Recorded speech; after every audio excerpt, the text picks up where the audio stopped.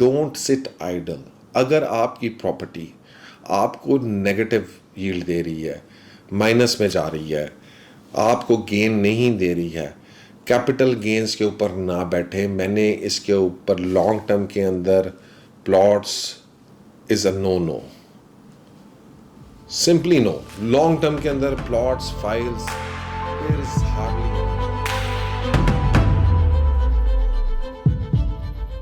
बिस्मिल्लाहिर्रहमानिर्रहीम guys. So आज एक बड़ी इंपॉर्टेंट चीज़ आपसे डिस्कस करना चाह रहा हूँ और वो ये है टाइम वैल्यू ऑफ मनी। मैंने टाइम वैल्यू ऑफ मनी के ऊपर कई दफ़ा बात की है and you know a lot of people probably waste a lot of their time. बड़ा इंपॉर्टेंट टाइम अपना वेस्ट करते हैं गलत डिसीजंस की वजह से, गलत जगह के ऊपर प्रॉपर्टी 4-5 साल उठ कर। मैं आपको एग्जांपल देता हूँ कि पिछले दिनों एक मुझे साहब का फ़ोन आया, तो उन्होंने ये मलिकपुर शिवपुर के अंदर कुछ फाइलें ली थी। अब वो अनफॉर्चुनेटली एक बैड इन्वेस्टमेंट थी उस टाइम के ऊपर, उस वक्त 2016 के अंदर। और मैंने उसके बाद जो है वहाँ से मैंने भी एक्सट्रिकेट किया, बाहर निकला और मैंने अपने इन्वेस्टर्स को भी कहा कि यहाँ से बाहर निकलें। अब प्रॉब्लम ये था कि हम ये बात नहीं समझ पा रहे हैं कि हमारे लाइफ साइकिल कितना है।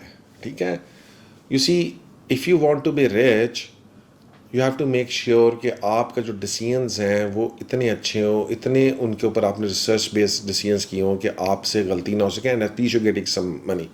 सो फॉर एग्जाम्पल, मैंने एक दफ़ा पहले आपको एग्जाम्पल दी थी कि there are 2 people and if उनमें से एक बंदा जो है वो 18 साल से 25 साल की उम्र तक 50,000 सेव करता है और दूसरा बंदा 25 साल के बाद से लेकर 60 साल तक सेव करता है, तो who will be more rich जब वो 60 साल के होंगे। और उसने चीज़ ने प्रूव किया कि वो बच्चा जो सिर्फ 7 साल सेव करता है 18 से 25 साल की उम्र में, वो ज़्यादा रिच है फ्रॉम द पर्सन जो उसके बाद 35 साल सेव करता रहता है, उससे ज़्यादा रिच हो जाता है। उसकी रीज़न ये होती है कि वो पहले 7-8 ईयर्स उसने जो है वो इतना प्रॉफिट कमा लिया होता है कि वो जो प्रॉफिट के ऊपर जो उसको प्रॉफिट आ रहा होता है वो उसकी 50,000 की सेविंग से बढ़ जाता है और अल्टीमेटली वो कंपाउंड होता रहता है। Compounding is again another concept. जितने भी लोग इस बात को समझते हैं compounding is magic, right, that's similarly phenomenal. So the point is, मेरी आप लोगों से रिक्वेस्ट ये है कि जनाब, डोंट सिट आइडल। अगर आपकी प्रॉपर्टी आपको नेगेटिव यील्ड दे रही है, माइनस में जा रही है, आपको गेन नहीं दे रही है, कैपिटल गेन्स के ऊपर ना बैठे। मैंने इसके ऊपर लॉन्ग टर्म के अंदर plots is a no no, simply no. Long term के अंदर plots, files, there is hardly any gain. ठीक है, और specially until and unless, yes, similarly time cycles के अंदर प्ले जरूर करें, दैट आई ऑलवेज रेकमेंड। वो साइकिल्स आएंगे प्ले। लेकिन अब लेट्स सपोज कि जी हमने देख रहे हैं कि 2022 में we are clearly into a down trend और इस वक्त अगर आप ये चीज़ें होल्ड करके बैठेंगे 2 साल लगे, 3 साल लगे, 4 साल लगे। अब ये 3-4 साल जो टाइम पीरियड है, ये 3-4 साल आपको इसने कोई चीज़ नहीं बना के देनी and that is gonna bring your overall ROI down. So for example, अगर 4 साल के बाद वो 80% जंप भी करती है तो उसने 80% जंप जो है ना वो नहीं किया, उसने बेसिकली आपका मुश्किल से जो है वो 20% पर एनम, क्योंकि 4 साल के बाद वो 5वां साल लगा है तो 20% के हिसाब से जंप किया है। और 20% भी एक्चुअली नहीं है। अगर आप लॉन्ग टर्म में कोई भी प्रॉपर्टी उठा के देख लेंगे प्लॉटों वाली, तो उसने मैक्सिमम 10 से 12% से ज़्यादा ग्रो नहीं किया इन लॉन्ग टर्म। ठीक है, एंड 10 से 12% लॉन्ग टर्म के अंदर रहते हुए आप कभी भी वेल्थ क्रिएट नहीं कर सकते। You have to break the cycle of 10 to 12% return. और अब वैसे भी अगर तो आपने इसी में 10 से 12%, तो उससे बेहतर है किसी पैसा बेच के तो आप जो है ना वो बैंक में रखा लें। आप तो बैंक भी सारा 18% दे रहा है। So you should be playing around you know in something which has a higher return, which gives you at least 20% per annum। 15 to 20% भी फाइन है। अब इन्फ्लेशन आजकल बहुत ज़्यादा है तो उसकी वजह से शायद आपको कम लगे, लेकिन एटलीस्ट अगर 20% दे रहे हैं तो आप एटलीस्ट इन्फ्लेशन से काफ़ी हद तक कोप अप कर रहे हैं। लेकिन अगर आप 10 से 12 ले रहे हैं तो आप फिर बहुत तेज़ी से गरीब हो रहे हैं, स्पेशली आज के हालात के अंदर।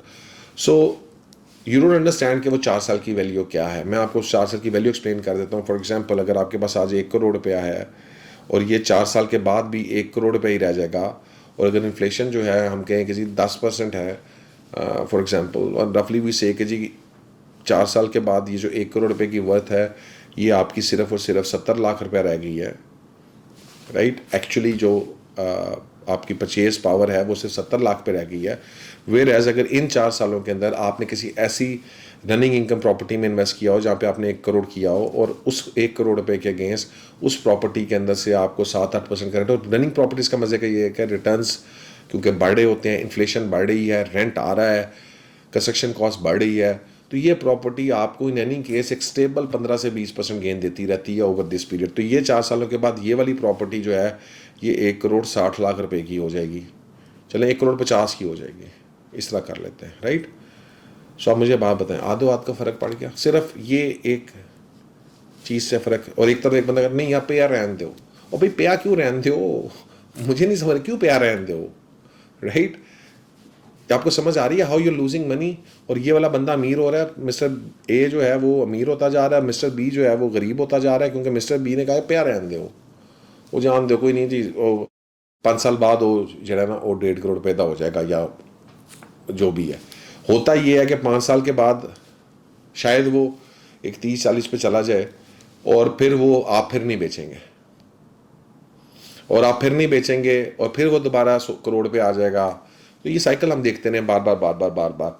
तो वो आपको कभी आप कागज़ों में आपने बड़े अच्छे ROI कमाई होती है, कभी कागज़ों में आप माइनस में होते हैं, कभी कागज़ों में आप प्रॉफिट तब तक नहीं है जब तक वो प्रॉफिट आपकी जेब में ना आ जाए।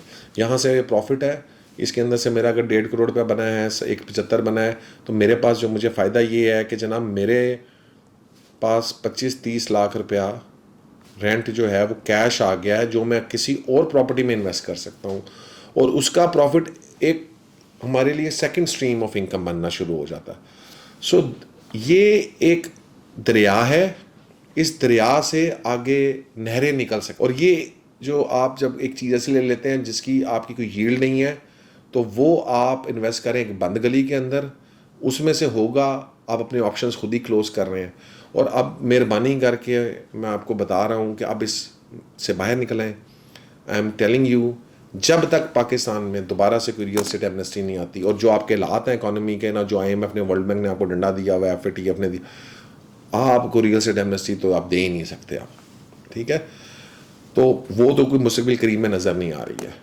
तो अगर आप नहीं दे सकते हैं, नहीं कर सकेंगे, तो ये जो अगर आप सोच रहे हैं कि जी प्लॉटों में लगा कर मैं इसको जो बड़ा अमीर बन जाऊँगा, चीज़ें बन जाऊँगा, तो आपकी बहुत बड़ी गलत फहमी है। मैंने पहले भी रेकमेंड किया, yes there will be always, there are always certain areas, लेकिन वो नेचुरली ग्रो कर रहे होंगे क्योंकि वहाँ पर वाकई पॉपुलेशन बढ़ी होगी। लेकिन जो इन्वेस्टमेंट ओरिएंटेड प्लॉट्स और फाइल्स हैं, ऑब्वियसली वहाँ पे कोई फ्यूचर नहीं है, इस वक्त नहीं है। इंशाल्लाह ताला यस, अब जब भी कोई एमनेस्टी आती है या रियल एस्टेट के हालात ठीक होते हैं तो वो भी हम आपको बताएंगे, उस तरफ आप उस वक्त इन्वेस्ट करें। इस वक्त मेरी रिकमेंडेशन यही है कि अगर आपने किसी इन्वेस्टमेंट एरियाज में इन्वेस्ट किया तो pull your money out and call us, and inshallah ta'ala will guide you where you should be investing right now, or wait for the right time, and inshallah when the right time comes, Imlaq will guide you and we will tell you कि where you have to invest, which areas, कहाँ पे plots लेने हैं, कहाँ पे नहीं लेने, and इंशाल्लाह ताला जो है वो हम आपको एक कामयाब ट्रेडर के जो है वो बनाएंगे, और इंशाल्लाह ताला कोशिश करते रहेंगे और सिखाते रहेंगे, समझाते रहेंगे।